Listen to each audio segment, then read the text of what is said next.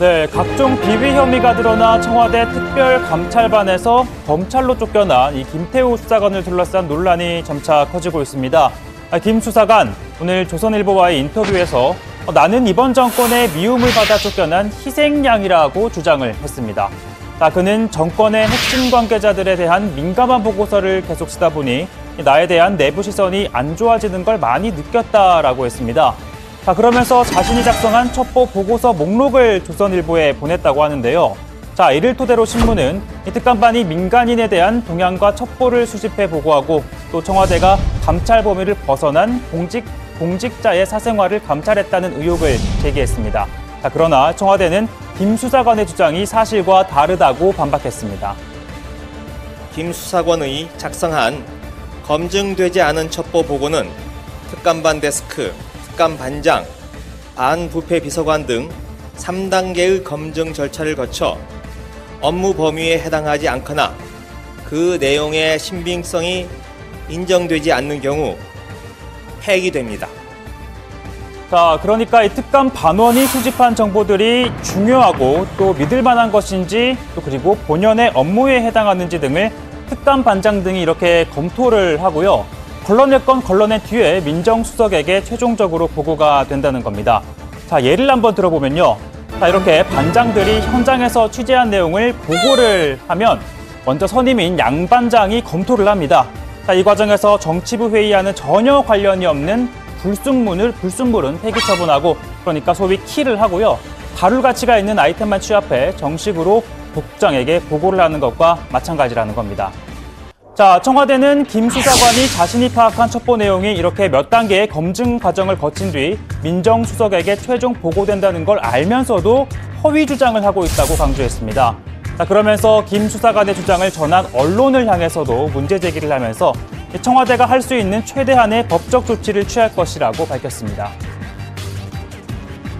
비위 혐의로 현재 감찰이 진행 중이고 수사로 전환된 전직 특감반원이 자신의 비위 혐의를 덮기 위해서 일방적으로 주장한 내용을 언론이 여과 없이 보도하는 상황에 대해 강력한 유감을 표합니다. 이 김 수사관은 자신이 청와대에서 쫓겨나게 된 발단이 우윤근 준 러시아 대사에 대한 첩보 보고서라고 했는데요. 지난해 8월 작성한 보고서에는 이런 내용이 있습니다. 우 대사가 2009년 4월 사업가 장모 씨로부터 조카 취업 청탁과 함께 1,000만 원을 받았다는 의혹, 그리고 2011년부터 12년 사이 김창경 당시 미래저축은행 회장으로부터 1억 원을 받았다라는 의혹이 담겨 있습니다. 그러나 청와대는 그의 주장대로 우 대사 보고서 때문이었다면 작성한 지 1년 2개월이 지나 이제 와서 복귀시킨 건 앞뒤가 안 맞다고 지적했습니다. 게다가 우 대사는 당시 국회 사무총장으로 특별감찰 대상이 아니었기 때문에 감찰하지 않았다라고 밝혔습니다. 다만 인사검증에 참고하도록 민정수석에게는 보고했다고 덧붙였는데요. 그러나 첩보 내용에 대해서는 이미 박근혜 정부 검찰이 수사해 모두 혐의 없음으로 결론난 사안이라고 했습니다. 다만 이 과정에서는 임종석 비서실장의 인지 여부를 두고 말이 엇갈리면서 다소 논란이 일고 있습니다. 임 실장은 보고받은 바 없다라고 했지만 김 수사관은 조국 수석을 통해 임 실장에게 보고됐다는 주장을 펼치고 있습니다. 또 대사 내정 시절 우 대사와 임 실장 간의 통화 내용을 두고서는 임 실장이 알았다, 또 몰랐다는 상반된 얘기가 나오고 있는데요. 다만 정치권에서는 우윤근 대사가 거짓말할 사람이 아니라는 지원군이 나왔습니다.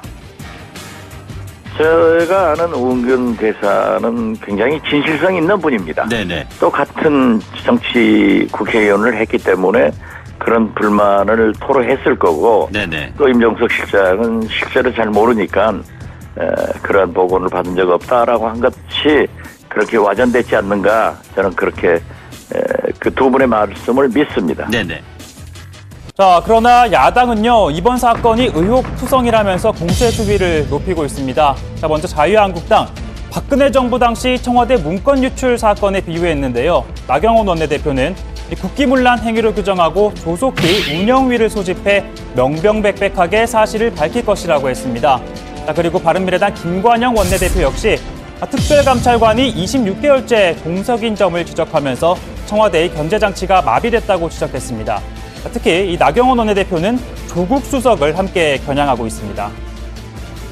저는 이번 사건이 박관선 사건과 크게 다르지 않다. 대자뷰를 보는 것 같다고 생각을 합니다. 이제 문재인 대통령도 이 부분에 대해서 임종석 실장과 조국 수석이 책임 있게 이야기할 수 있도록 해야 된다고 생각을 합니다. 자, 참고로 나경원 원내대표와 조국 수석, 그 유명한 서울대 똥파리 법대 파리학번 동기입니다. 자, 특히 두 사람의 다 원희룡 지사까지 지금은 각기 다른 노선과 또 위치에서 경쟁을 하고 있는데요. 자, 이쯤에서 대학 시절 나경원 원내대표가 바라본 조국 수석의 모습은 어떠했을까요? 저희보다 나이가 좀 어린데요. 2살 정도 어리죠? 저희가 굉장히 이렇게 귀여운 후배, 귀여운 동생 보듯이 그랬는데요. 조국 교수가 항상 이렇게 우리 동료들끼리 앉아 있으면 갑자기 저희가 무슨 주제로 이야기를 하든 상관없이 저 멀리서 나타나서 딱 앉자마자 본인 이야기를 막 한 다음에 좀 이따 잘 가 그러고 가요. 그래서 우리가 늘 이 큰 개구리 저기서 나타났다. 지금도 아마 트위터 활동 같은 거 열심히 하는 게 그런 학창 시절의 예전 모습이